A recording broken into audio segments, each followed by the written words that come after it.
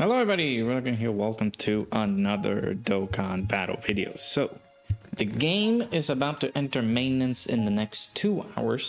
So we won't be able to play the game up until an hour before the release of the banners.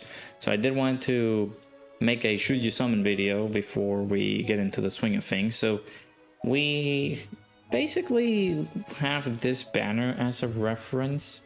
To just look into what was the previous banner that had pity, and we were able to get our summons worth basically. So we'll look at this banner and see what units we can be able to see in common, and then center it over to like baby's banner, right? Because I would like to go over my 3-point system. I'm typically trying to leave these before, like a little bit after the banners come out, because that basically makes me a bit more informed as to who is in the banner, who's going to come in and be able to get all the attention, right? So let's go ahead and jump right into here. So shouts to Proton. Of course, we do have the data download and stuff like that. There are many ways that you can be able to summon for Super Baby 2. So first and foremost, we have the Dokkan Day special tickets that are going to be arriving as soon as we are able to enter the game, which should be at least, like I mentioned, an hour prior to us summoning for the Super Baby 1/Super Baby 2. So you will be able to get those tickets. Then on the Seriously Serious All Out Battles, you will also have an additional 14 extra tickets that you can be able to acquire by just beating the event. So that gives you 28 tickets to summon, basically 4 multis, in order for you to do your summons on Super Baby 2. If you guys have seen, sometimes those tickets are a blessing, because I have been able to receive the character via those tickets. So you could get lucky and just use those tickets for free before you jump into the banners. I would just suggest a little bit of patience, right? Just go into the game, do all the Dokkan Day missions, then jump into the Seriously Serious All Out Battle mission, take it down, be able to collect the rest of the tickets, and then do your summons with those tickets. If in any case you do end up being shafted and you are sort of enticed to summon for him, this is the video for you. We're going to be talking about Super Baby 2 and his details, seeing if he is worthwhile of your summons. So before transformation, you're going to be able to summon him and awaken him into Super Baby 1. Super Baby 1 is basically just proceeding as to what's to come, you know. He is getting some decent stats on before transformation, and this is a passive transformation, so it's inevitable, right? The only thing that you could possibly take advantage of is maybe getting some additional supers in here and there, things like that, but the character in and of itself does not have any built-in additionals. So he's just gonna come in here, be able to help you dodge for the first turn, right? Because he has a 70% chance to dodge, and then whenever he's attacking with Turbo More Key, he gets that additional 10% chance to dodge. He's gonna do some decent damage here and there before starting things off, and then he's also providing that extra 50% support. Is it good? I wish it could have been attack and defense, just because Corroded Body and Mind kind of needs it, but it's still something, right? So you're only going to deal with Super Baby 1 for his first turn, and then after that, starting from the 5th turn for the character's entry turn, or whenever you had 3 or more GT bosses, category allies, or Corroded Body and Mind category allies, he could be able to transform starting from the 3rd turn. I would like to put a little bit more emphasis on this, right? I know I'm pointing out that you can be able to use GT bosses in here, but do make sure that you have Corroded Body and Mind for the next part of the passives that Super Baby 2 is going to acquire here. So this is a 200%, 220% team. You got characters from Battle of Fate, you got characters from Corroded Body and Mind that you can be able to use on him. So it's a nice, decent little lineup here. We got confirmation from the JP side of things, since JP is able to get the news first. This guy is going to get his ECA, something that I may have mentioned in the previous video. There could be a part 2 LR banner, and he could be featured on the banner because this character is going to be getting his CCA. And, you know, he hasn't been featured or around in a banner for so long. So I'm pretty sure in the fine print in the news on the JP side, we could be able to see, hey, this character will be returning in a future banner, right? So keep an eye out for that. Super 17. Of course, we haven't seen his details yet. He's coming out next week, so we'll see how good this character will be. And then, of course, notable characters like the GT bosses characters that did get their ECAs during the previous Global Dokkan campaign celebration. So we move over to his Super Baby 2 form here. And now we get to see the bulk of what this character is going to do, right? He's stacking attack and defense. A pretty decent stacker, of course. So another good addition for Festival of Battles, if I say so myself. I, for one, am a little bit afraid if they're going to add another mission for Festival of Battles. Granted, we didn't see anything from the details from the news on the JP side, so I think we're in the clear. But another stacking character is always pretty good to have, especially when it's a character of this caliber, since it's the first time ever, or first time in a while since we're getting this character. The most recent one that I kept thinking about is an LR. You know, the LR Super Baby 2 back in the 4th anniversary, but we also had that ECA Super Baby 2 Grade 8 one.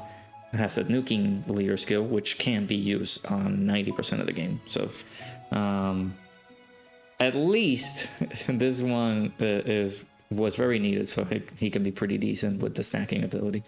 So then he will proceed to getting a 90% chance to dodge. He does have some damage reduction, but this is what I mentioned earlier.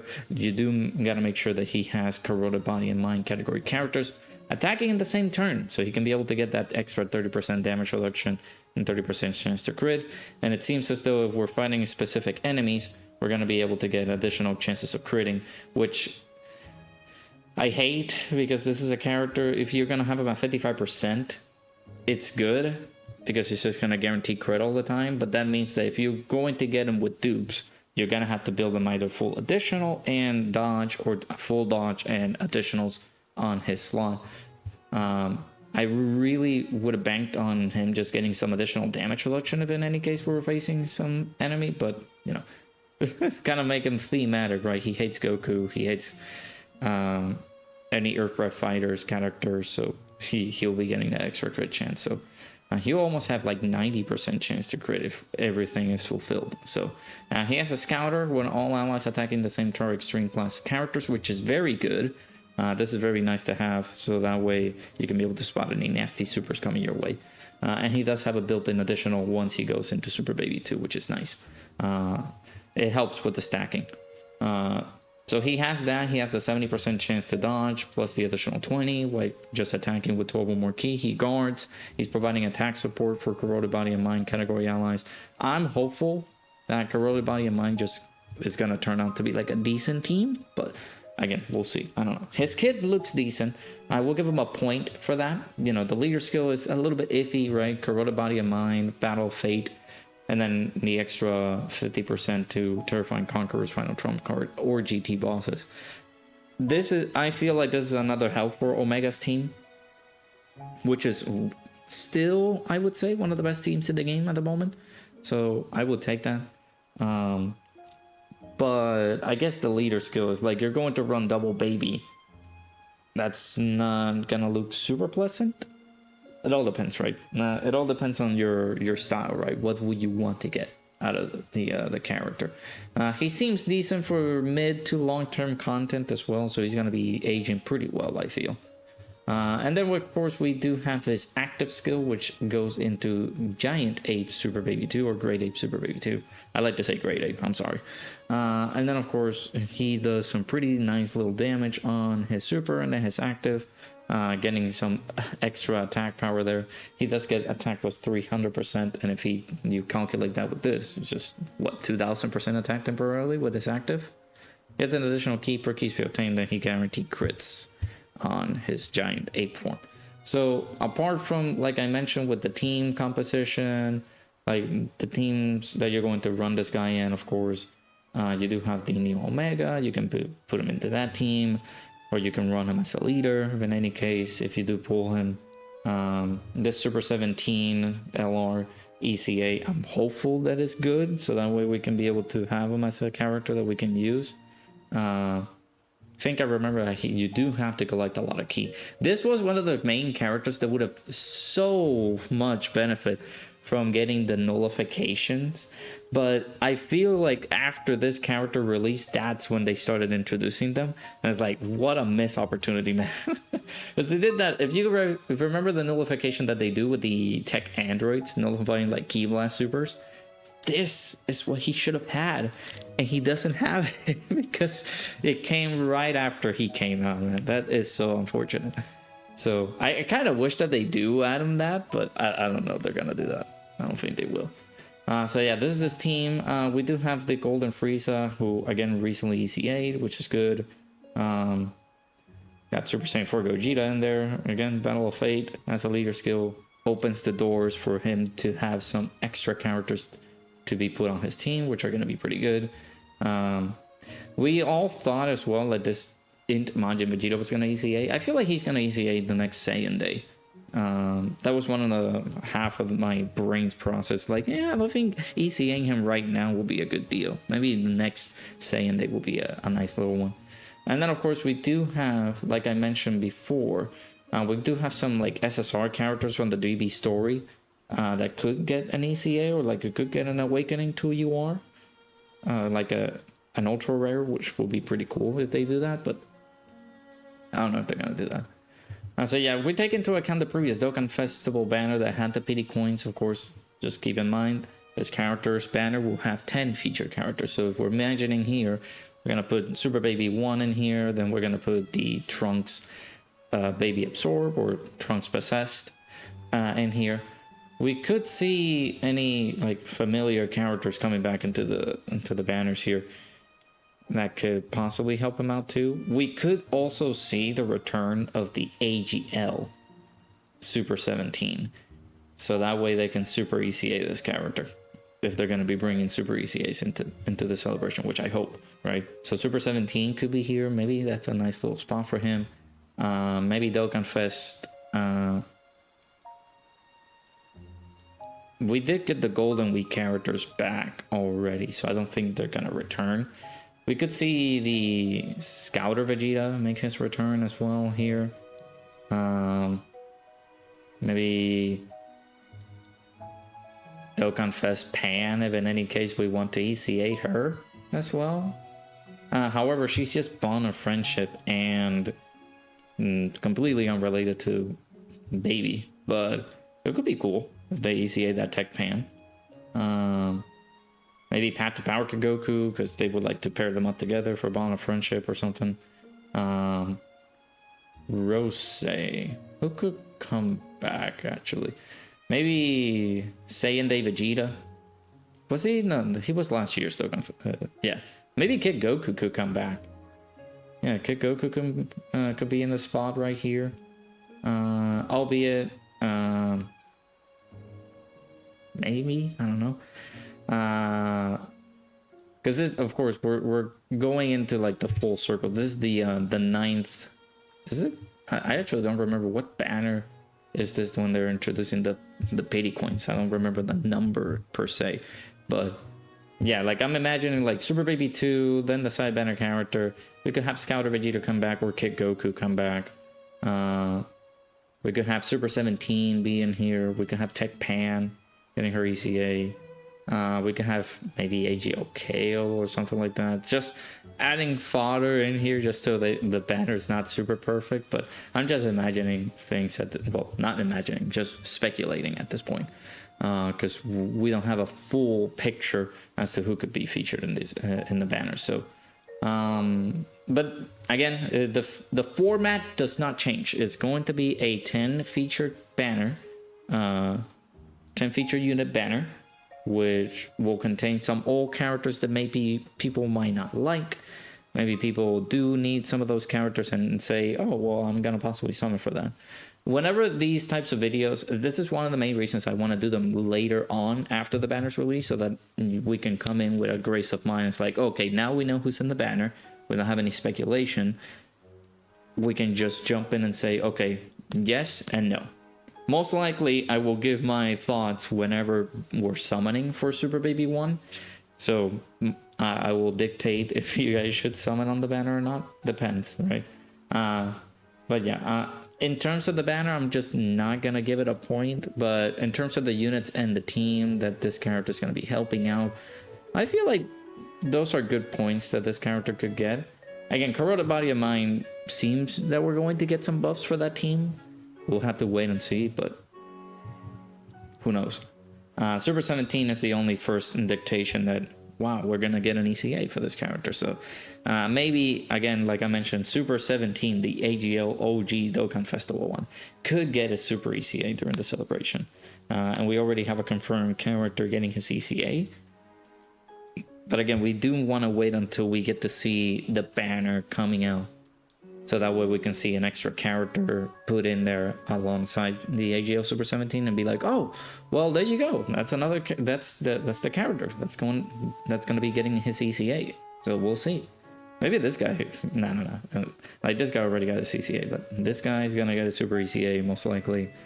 I can't see from like this lineup who could get like just a standard ECA, but it has to be like a Dokkan Fest.